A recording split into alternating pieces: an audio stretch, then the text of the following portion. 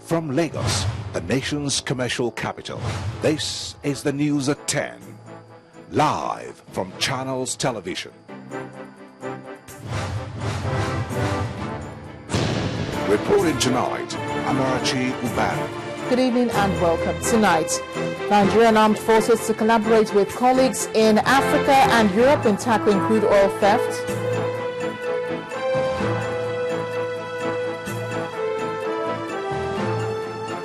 Indigenes of Zangan attacker in Kaduna State seek government's help over attack by Fulani gunmen.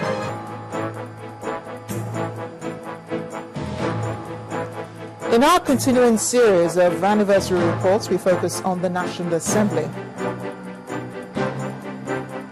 UN team confirms commencement of chemical arms destruction in Syria.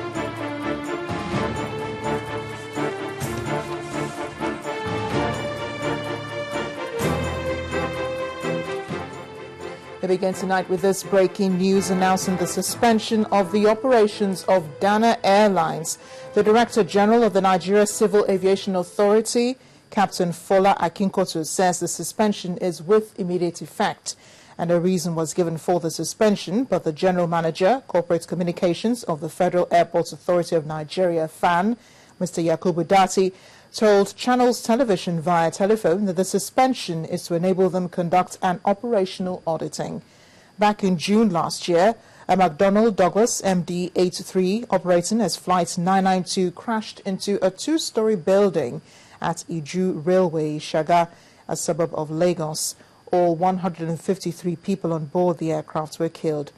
Following the crash, all flights by Dana Air were halted by the Nigeria Civil Aviation Authority. But the airline's license was restored in September 2012 before the inquiry into the accident was concluded, until this fresh directive was handed down.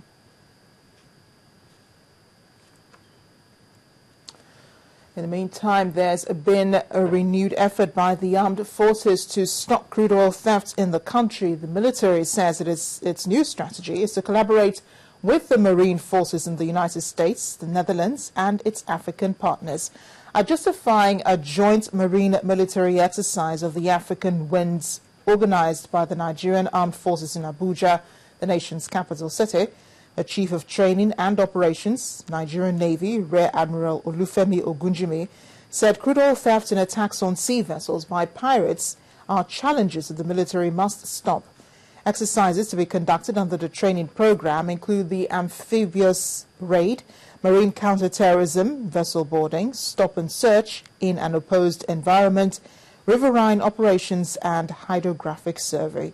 A total of 221 military personnel drawn from the armed forces of Nigeria, Morocco, Senegal, Ghana, Togo, Benin, and Cameroon, and 668 crew members aboard the Netherlands Rotterdam ship will participate in the exercise.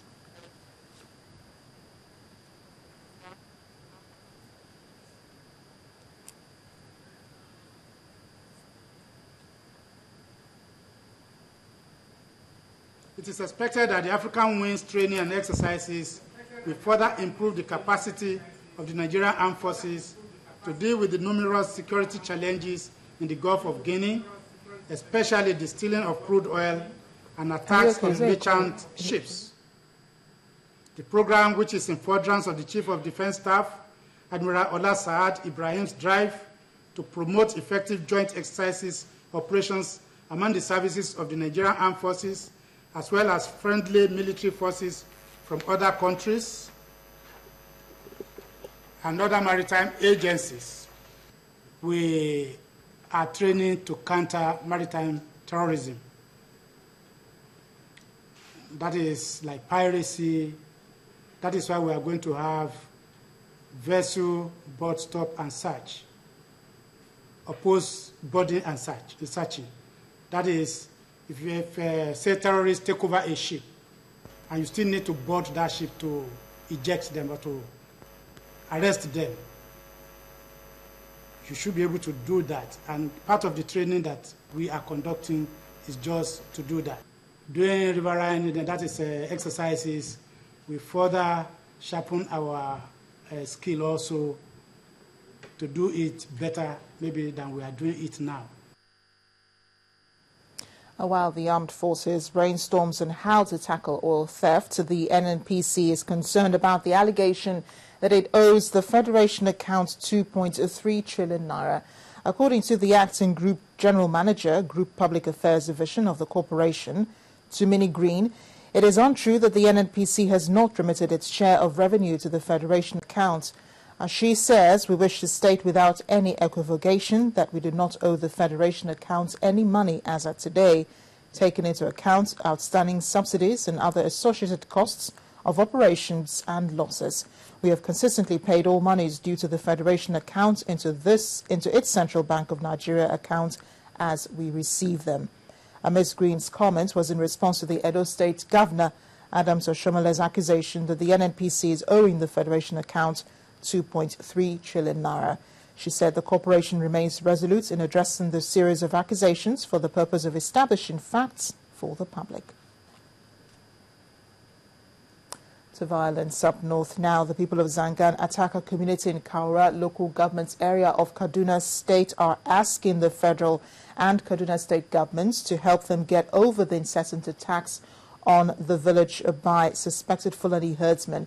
The appeal is coming on the heels of the September 29 killing of 15 indigents of the community by suspected Fulani gunmen who invaded the community, shooting and burning down houses, including a primary school and a church.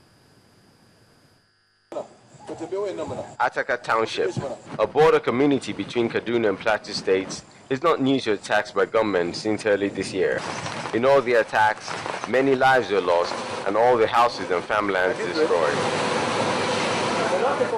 The district head of Zangan community, whose house was also burnt during this last attack, says members of the community have lived peacefully with their neighbors over the years before the invasion of the Fulani herdsmen, who have now made life unbearable for them. Help us to talk to our neighbor state Plateau and the traditional ruler Ganauri and Bachit.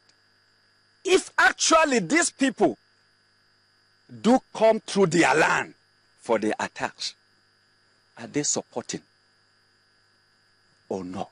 With their houses completely razed down, the villagers have become refugees in their own land. Many are fleeing their homes for fear of fresh attacks. These people, they attack us every day. Know how we are going to sleep, know how my children will sleep. So that is why I say, let me pick them and take them to Abuja. Expressing sadness over the frequent attacks on many communities, a group, Southern Kaduna Indigenous Progressive Forum, condemns the attacks and the killings of over 100 people in their ancestral land. Condemns attacks on Takat people and other Southern Kaduna communities, calls for federal and state government intervention to fish out the perpetrators for justice to take its course while restoring normalcy to the restive communities. The people are demanding for the adjustments of the boundary between Kara local government and Ringam in Plateau State with a view to curtail the movement of Fulani herdsmen who often use the route to unleash attacks on them. Meanwhile, a police settlement centre is being proposed by the chairman of the Police Service Commission, Mr. Michael Kiro. A centre will attend to all its issues surrounding welfare of serving and retired officers and men of the Nigeria Police Force. Mr. Akiro said in Abuja while playing host to members of police project facilitators led by Mr. Ifeanyi Nwankwo that the police need a level of comfort to enable them perform their constitutional role effectively. A nation where policemen, when they're there, need something to do. I work on a program called Police Resettlement Center. We are trying to get lunch and do the kind of thing they don't damn me. An officer retire. But before they retire, they are taught what to do into retirement. So they don't retire from service into the service. They retire from service into some measure of comfort.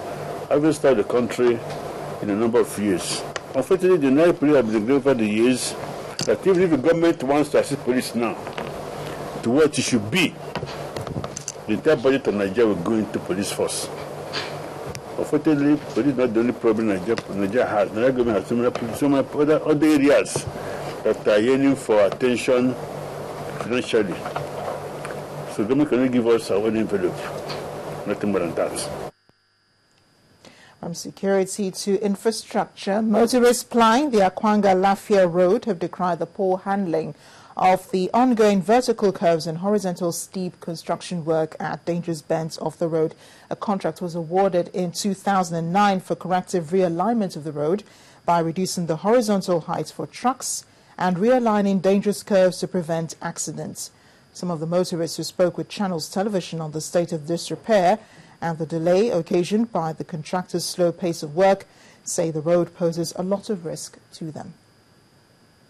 Many have lost their lives, as this sign suggests. This is a deplorable sight in the Akwanga-Lafia Road. The realignment contract was awarded to ENL Consortium Limited, a company these motorists say has not been able to complete the work on schedule after 4 years. Last week, my motor burst for here around 11 o'clock. If not, we say there is one person that heard me. Around that 12 o'clock, criminal plan to come and meet me at that top.